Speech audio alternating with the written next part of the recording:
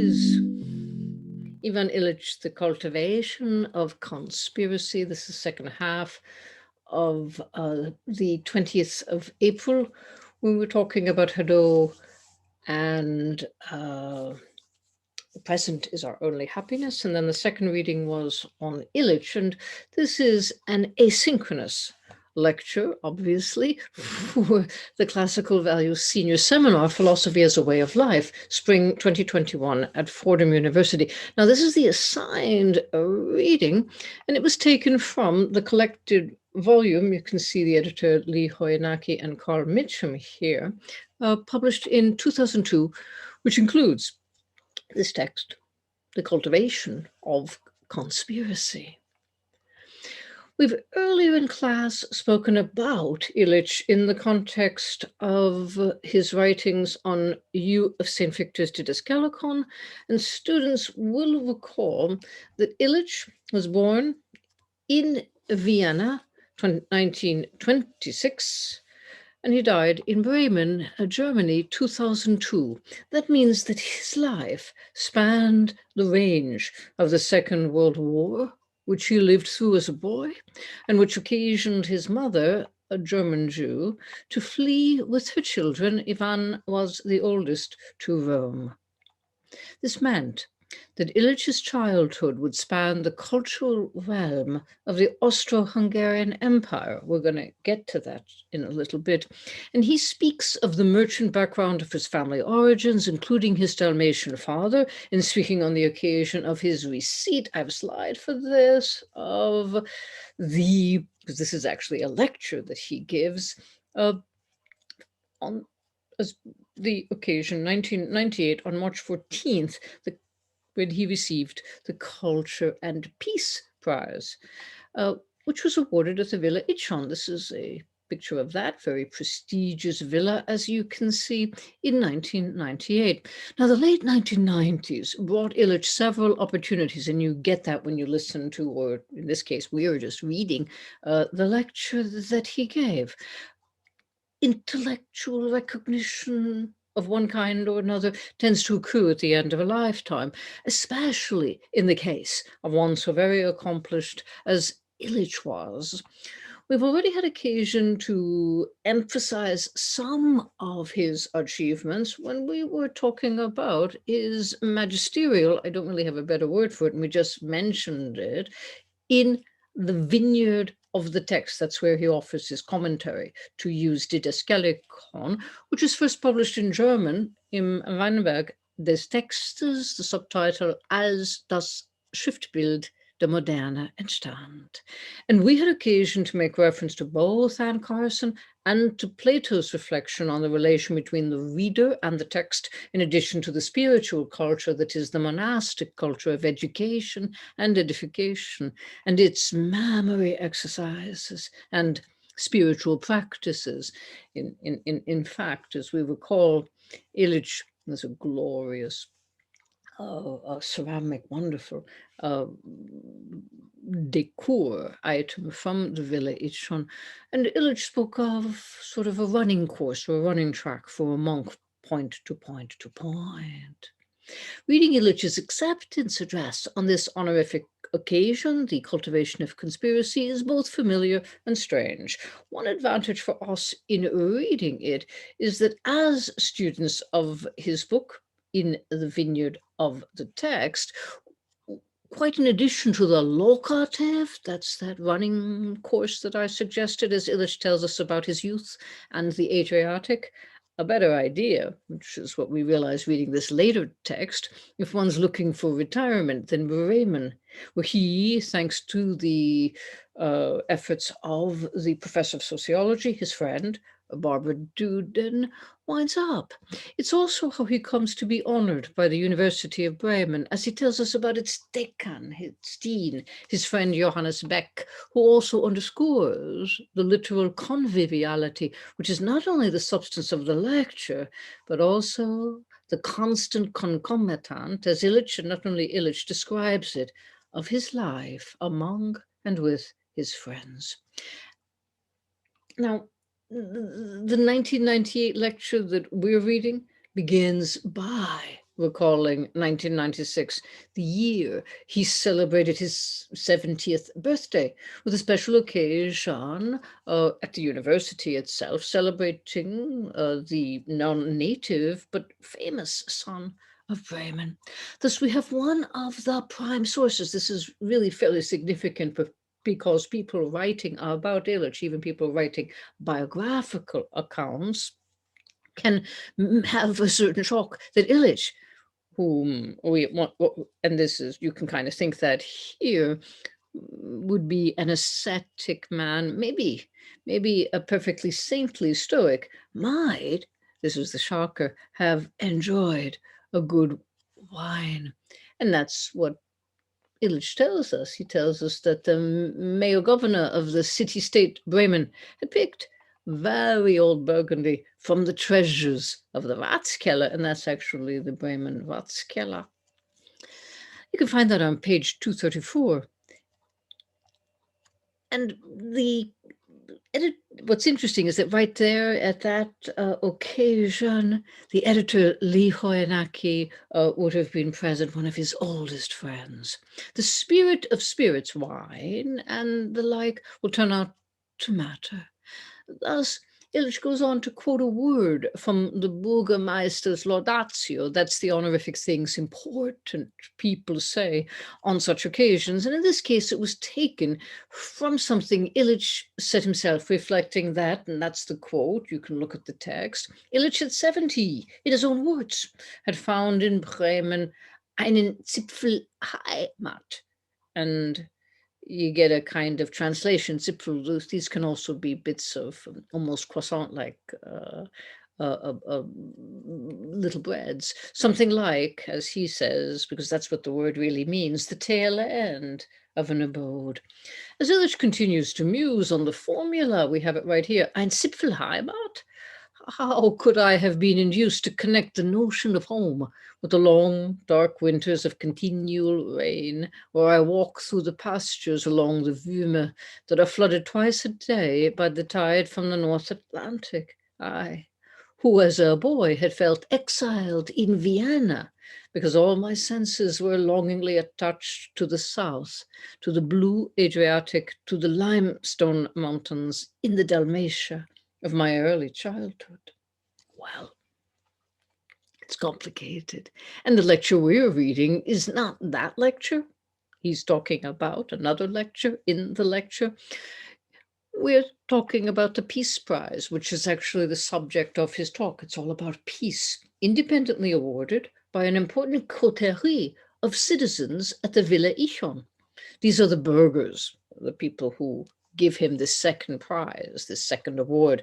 These are the sons of trade. That is, these are merchants, or you could also say these are capitalists, rich people, those who are well off. And Illich connects with his audience, given his own background, which, despite crucial and significant differences, also turns out to have included bourgeois commonalities. He says, as the eldest son of a merchant family in a free port city, so like Bremen, one that was caught between the contesting powers of Byzantium and Venice, I was born into a tradition which in the meantime has petered out, but now without leaving me sensitive to the flavor of the Hanseatic hospitality you offer. A very important historian's reference, Byzantium and Venice. And here's a map of the same sort of thing. You can imagine that given the constellation, the reference could be missed by many Anglophone readers. And that's also to say many who are not, as Illich was, a historian. And Vienna, where Illich grew up, is exactly to be found at the portal to the East, this older tradition. There he would meet a teacher who herself came from Bremen, who taught him to draw.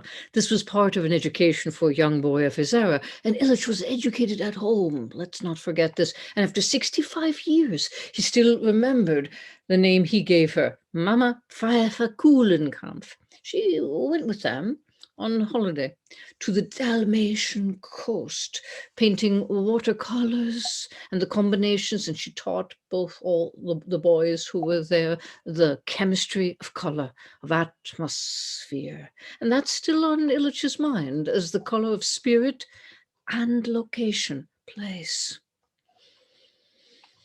One summer, he says, she came along with us to Dalmatia to paint. Her watercolors still grace my brother's study. From her, I learned how to mix different pigments for the contrasting atmospheres of a Mediterranean and an Atlantic shore. There are different colors, clearly, for the Northern Sea. Color is important here, as the same language is, of course, and also a metaphor, color, for atmosphere. The interesting thing is that telling us these personal details of his life, Illich also speaks to the legacy of his own achievements, as this is the object of some contestation among his followers and those who had their own reasons for sharing in his conviviality. Here, we may think of the clowns he teasingly remembers, who roast the notion as such, tools for conviviality with a bicycle. I share also here, I have one, another image taken at an Illich Fiesta, as it's called, back in 2016, as this may give you a sense of the atmosphere in two senses of the word, and that's in Bremen. There, it's important to note that although this fiesta was a congress, meeting of colleagues giving papers, and not less after 14 years, still reminiscing, that the same atmosphere of grace and generosity still seemed to survive. And this legacy, as I experienced it, I was there, quaint, I think, and of course faded, it was getting old, was also, just if we listen to Illich himself, no kind of accident, as he tells us, learn it, and this is very important, and leisurely hospitality is the only antidote to the stance of deadly cleverness that is acquired in the professional pursuit of objectively secured knowledge. I remain certain that the quest for truth cannot thrive outside the nourishment of mutual trust, flowering into a commitment to friendship. Therefore, I have tried to identify the climate that fosters and the conditioned air that hinders the growth of friendship. Very interesting comment on our modern air. At issue is the conditions that are necessary for, conducive to, as this is also part of the network reflections on conviviality. That's thinking. Illich uses the language of a denkerei, and because there's also an actual institution that's now called a denkerei. It's closed, of course, in the interim, because at the end of 2011, December 3rd, actually, Bazon Brock, you see him here, the Fluxus artist, without reference to Illich, heaven forbid, adopts the title of a denkerei for his own purposes to title his own art action institute, Denker im Dienst, Thinker at your service. Not a matter of conviviality, but entrepreneurial provocation in Berlin, in Kreuzberg. Illich, here we have a picture of Illich, points to the stops and starts of conviviality, as there are as many challenges as there are disappointed expectations. Here he is in Guanajuato. I like this because it looks as if he has a kind of laurel wreath. It is in this sense that Illich compares and contrasts memories and expectations, all in all, under the rubric of atmosphere. Thinking is also the reason that we cannot think of Illich in the context of classical values, philosophy as a way of life, without also recalling that Illich is a kind of secret agent, both of a certain aspect of the holy as one might say, but not less of a critical philosophy of technology. And I would argue that in order to be worthy of the name philosophy, philosophy of technology shouldn't be running interference for innovation to beat the band, as it were, but critical and reflective, and not less, if we listen to Illich, ironic. Of course, he says, I can remember the taste of strong atmospheres from other epochs in my life.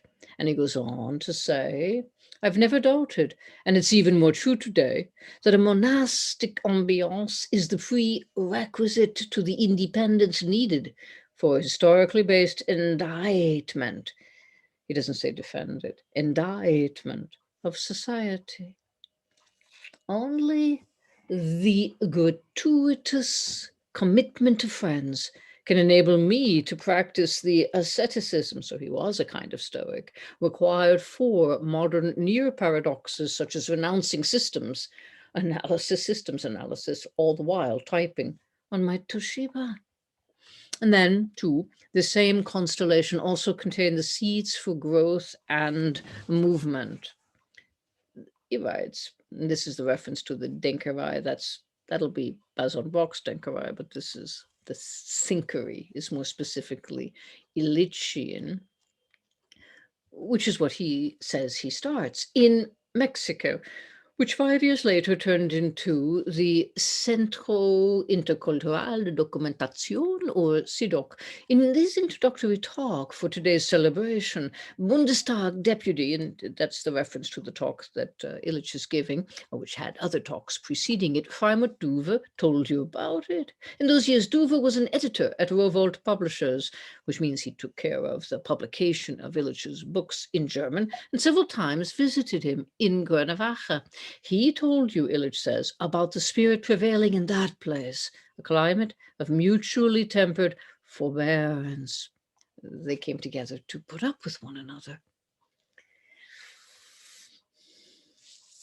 And it turns out the candles matter, atmosphere.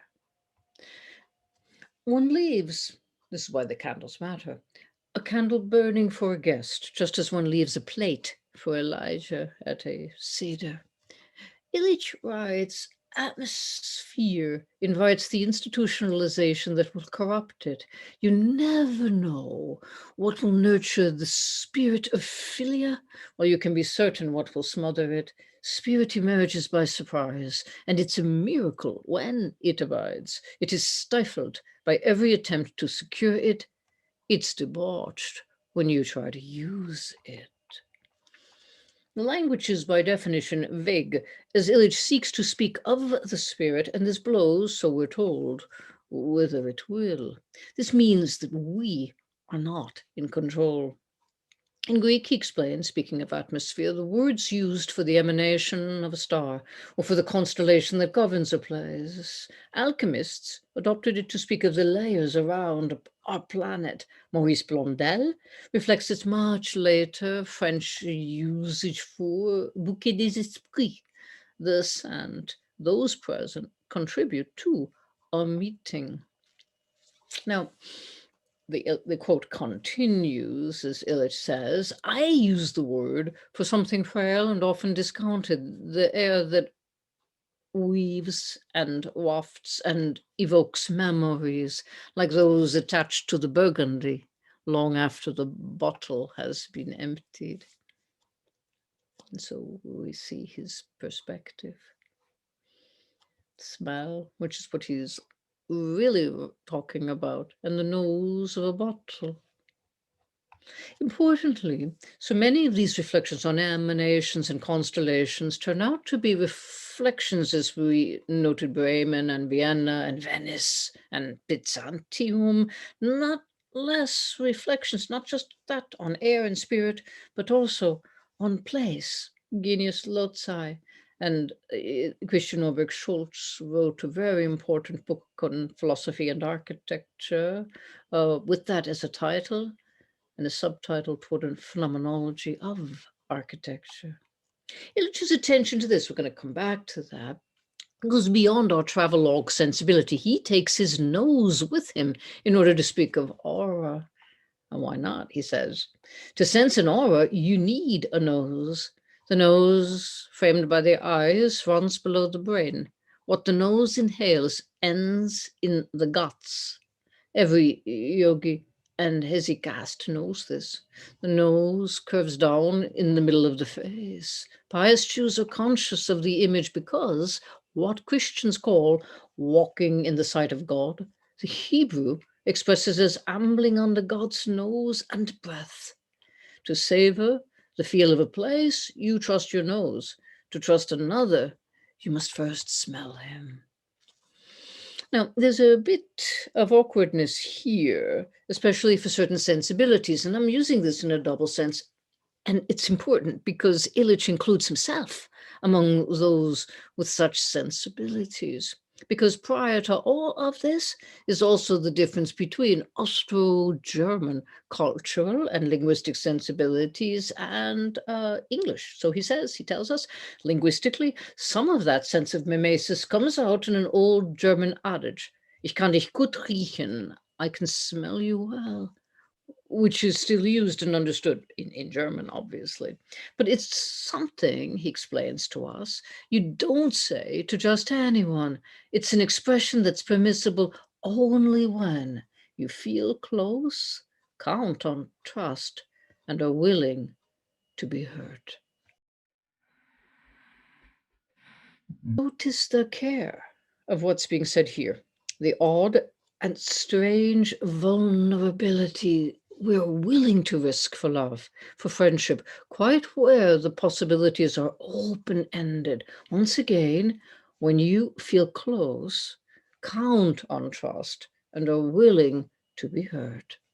This is part of the reason Giorgio Agamben suggests that we could do well to call on Ivan Illich during the current political circumstance, that is, the global change in rule and power for the sake of, in the name of supposed health security.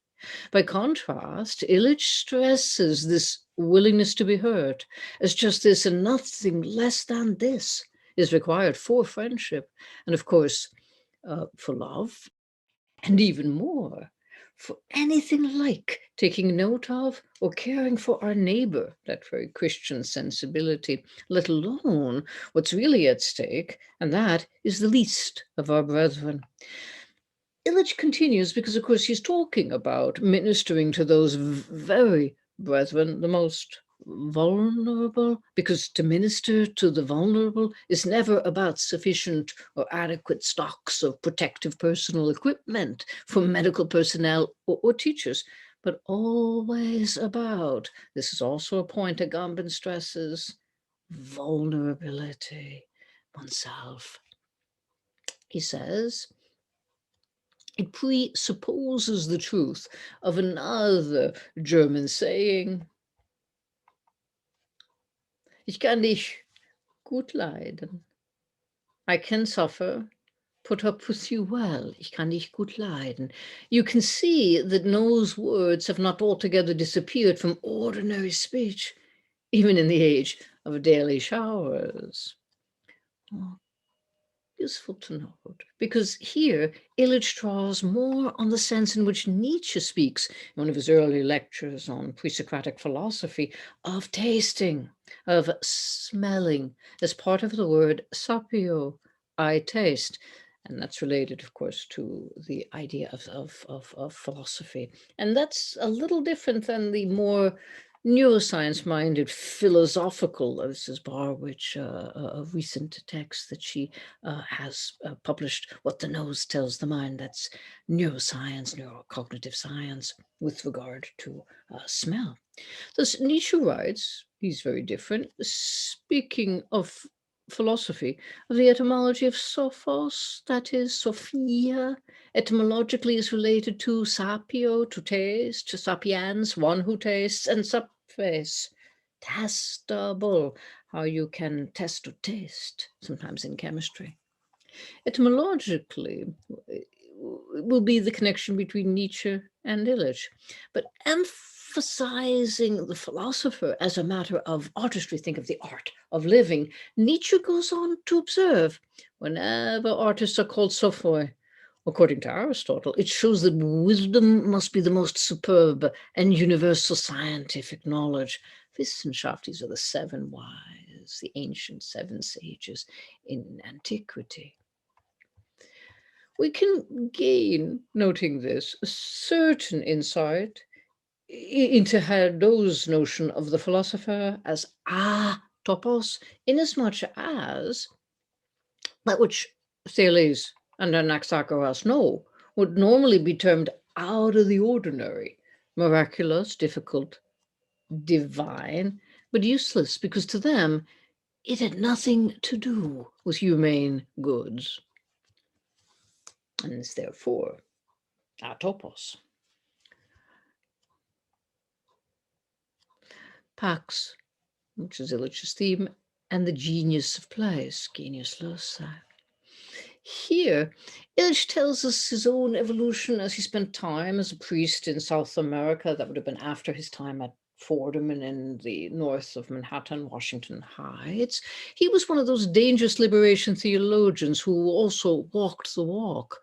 These are rare, and it's dangerous to be such. He literally walked, but he also walked what he said. He walked the walk and walked the talk. Illich is concerned to tell us the very spirit, the genius of the place. Once again, genius loci, and you can almost see Christian Norberg Schultz. That's the cover of his book. Illich writes, I was in Peru in the mid-1950s on my way to meet Carlos, who welcomed me to his modest hut for the third time.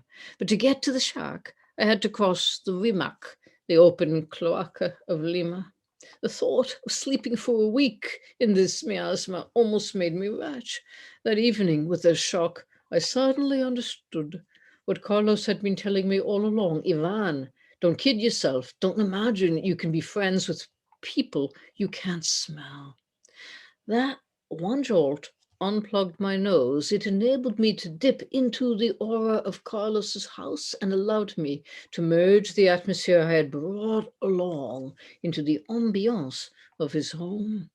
Now, what Illich never loses, what many missionaries, but also activists, green and otherwise, can miss, one cannot quite say that they lose this, as it's unclear that it was there to begin with, is an appreciation of paradox, what I called irony, but should also be named critical reflection.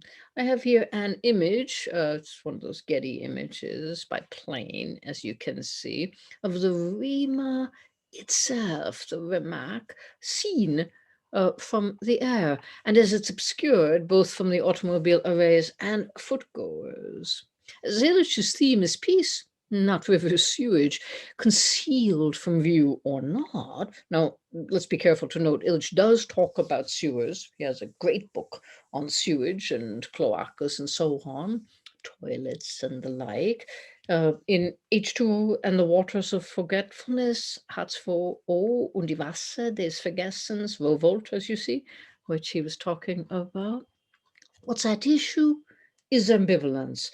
Perhaps this is especially true when it comes to peace. And these days, in an era of COVID health measures, such Orwellian doublespeak has reached a new level, as Illich here recalls, and reminds us in the process of some of the double duty word war is peace can do. After all, most of the world in the 20th century is suffering from the enthusiastic acceptance of European ideas, including the European concept of peace.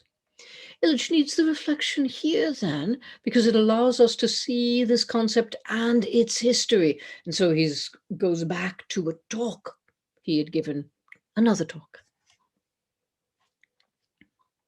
The assembly, it's once a talk he was invited to give on peace, obviously, in Yokohama, it gave me a chance to contrast the unique spirit of peace that was born in Christian Europe with its perversion and counterfeit when in international political parlance, an ideological link is created between economic development and peace. And that's, of course, was something that Illich thought was, of course, counterfeit or bogus. I argued, he goes on to say, that only by delinking Pax peace from development could the heretofore unsuspected glory hidden in Pax be revealed.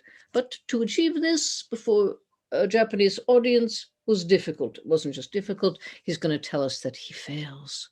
The point is anti-development and also counterintuitive. This is the reason, he says, I dare to annoy you with the memory of that walk in the dusk in Peru, with my nose full of the urine and feces emanating from the rimac. That landscape no longer exists. Cars now fill a highway hiding the sewage. The skin and scalp of Indians is no longer the habitat of lice. Now the allergies produced by industrial chemicals cause the itch.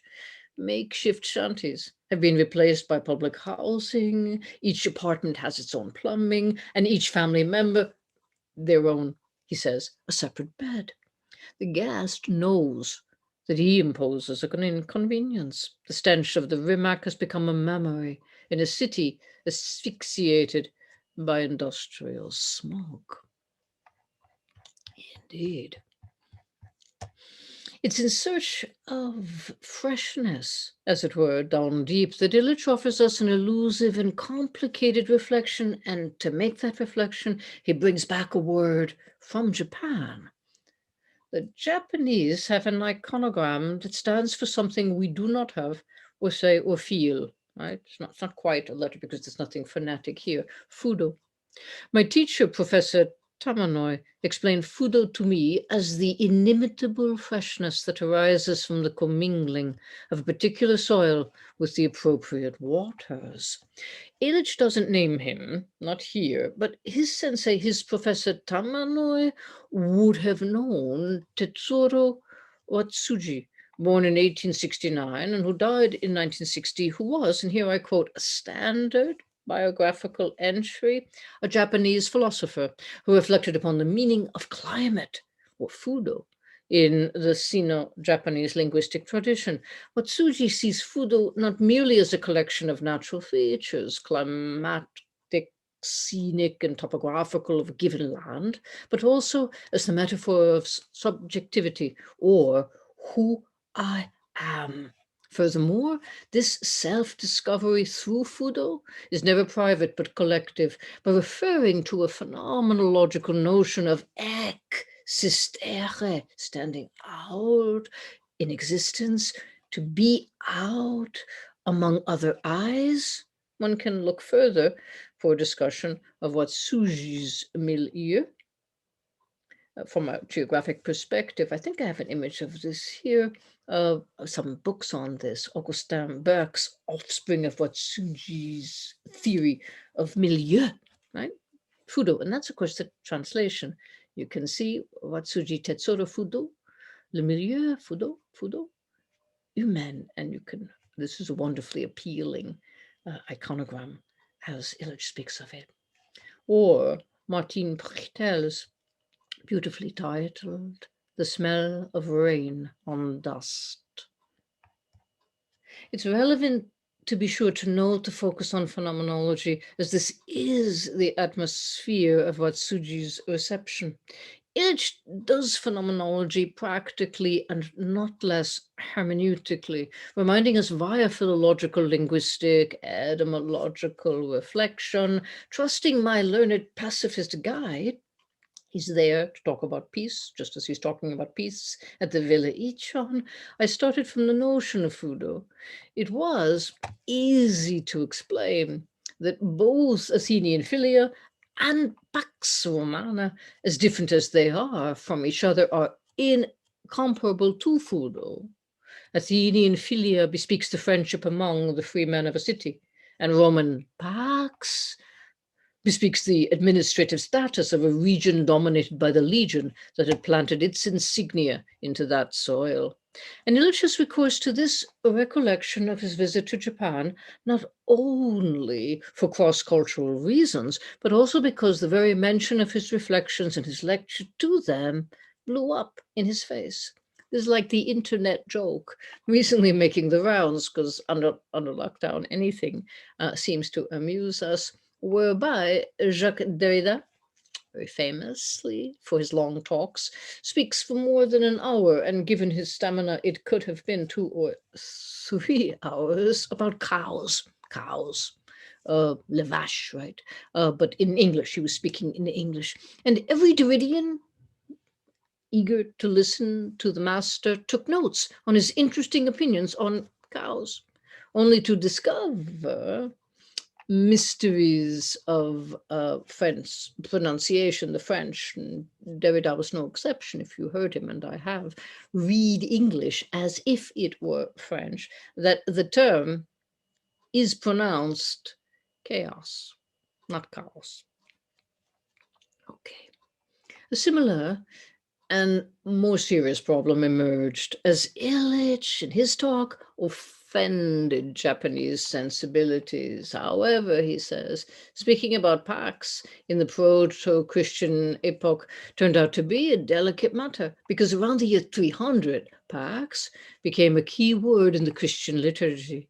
It became the euphemism for a mouth-to-mouth kiss among the faithful attending services.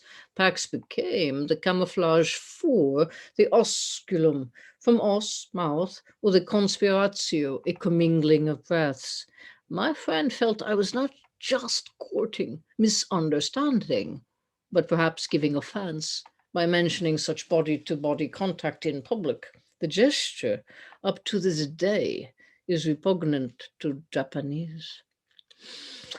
Withal, the cultivation of conspiracy, of which Illich writes here, will center on the historical phenomenon and symbolic significance, just in the sense that Illich emphasizes that we can barely recollect the meaning of symbol today, of the very ritualistic kiss of peace, as some may have encountered this in the Mass. Illich himself, a Roman Catholic priest all his life, he was, counter reports to the contrary, never defrocked, although he was subject to inquisition. And we know too that the decision of that same investigation was in his favor, which is for anyone subject to such a thing an extraordinary testament. It's this peace that Illich seeks to articulate in order to speak of spirit and atmosphere. Peace, however, he explains, not in any of the many ways its cognates are used all over the world, but peace in its post-classical European meaning. Peace in this sense is the one strong word with which the atmosphere of friendship created among equals has been appropriately named. But to embrace this, one has to come to understand the origin of this peace in the conspiratio, a curious ritual behavior almost forgotten today. Don't forget that Illich is a historian, and specifically a historian the way all history has to be done, by means of the word, what's written down, the texts, the records that we have. And at stake, he will need to investigate what's meant by the kiss in the same context. So Illich goes back to the ancient Romans and their conquests, which also means their departures from their own homeland. The Latin osculum, as he writes, is neither very old nor frequent. It's one of 3 words that can be translated by the English kiss. In comparison with the affectionate basium and the lascivious suavium, osculum was a latecomer into classical Latin and was used in only one circumstance, as a ritual gesture. In the 2nd century, it became the sign given by a departing soldier to a woman, thereby recognizing her expected child as his offspring. At stake is the here's Giotto. This is the kiss, Il bacio di Giuda. This is Judas's kiss, 1303. The Eucharist, conspiratio. Historically speaking, in just this context of conquest, the mouth-to-mouth kiss became the solemn liturgical gesture by which participants in the cult action shared their breath or spirit with one another. And so we read, it came to signify their union in one Holy Spirit, the community that takes shape in God's breath. The ecclesia came to be through public ritual action, the liturgy. And the soul of this liturgy was the conspiratio.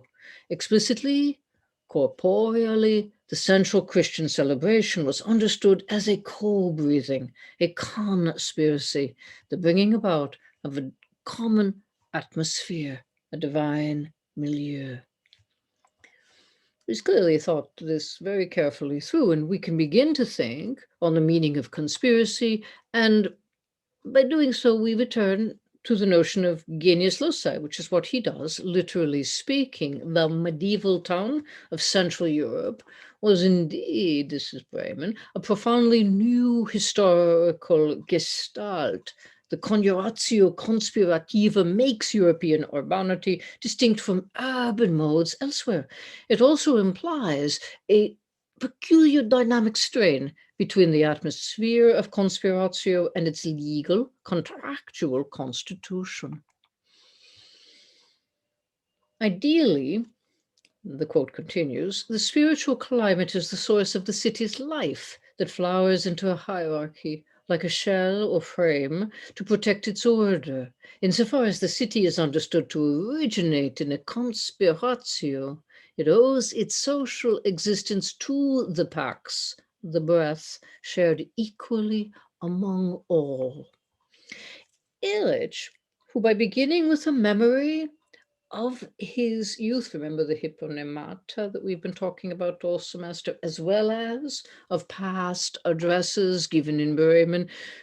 Once again, the use of hyponemata in practice ties down his points for himself and for his listeners. And towards the end of his talk, he reminds his listeners once again this long reflection on the historical precedents to the cultivation of atmosphere in late 20th century Bremen, that's here, seemed necessary to me to defend its intrinsically conspiratorial nature.